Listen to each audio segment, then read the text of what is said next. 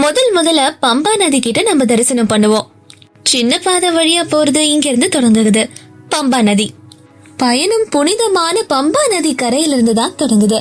பம்பா நதியோட கதையானது ஐயப்ப சுவாமியோட அவதாரத்தோட மிக நெருக்கமாக சேர்ந்துள்ளது. சபரிமலை கஷேத்திரத்தோட ரொம்ப பிரதானமான கதையில பம்பா நதியோட முக்கியத்துவங்கள் கூறப்பட்டிருக்கு.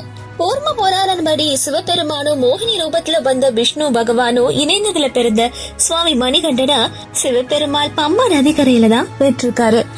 அந்த சமயம் மன்னர் ராஜசேகர் குழந்தை பாக்கியம் இல்லாம துயரப்பட்டு இருந்தப்போ பேட்டையோட சென்ற போது இந்த கரையில தான் இந்த குழந்தைய தத்தெடுத்து மணிகண்டனா வளர்த்தாரு. அதனாலதான் இந்த நதி ஐயப்ப சுவாமியோட பிறப்புக்கு சாட்சியா கருதப்படுது. பம்பா நதிய ரொம்ப பவித்திரமான நதியா எல்லாரும் கருதுறாங்க. வட இந்தியால கங்கை நதி எவ்வளவு புனிதமானதோ தென்னிந்தியால முக்கியமா ஐயப்ப பக்தர்களுக்கு பம்பா நதி அவ்வளவு புனிதமானது. அதனாலதான் தட்சிண கங்கை இல்ல தட்சிண பாகீரதி என்று கூட இதை அழைப்பாங்க. சபரிமலைக்கு ஆரம்பிக்கிறதுக்கு முன்னாடி பக்தர்கள் பம்பை நதியில புனித நீராடுதல் ரொம்ப ரொம்ப முக்கியமானது. இதுல ஸ்நானம் செய்யறதுனால கடந்த ஜென்மங்களோட பாவங்கள் நீங்கப்படுறதா சொல்லப்படுது. இது பக்தர்களோட நம்பிக்கை. குளிச்சதுக்கு அப்புறமா பம்பா கணபதி கோவில்ல பூஜை செஞ்சுட்டு தான் பயணத்தை தொடங்கணும்.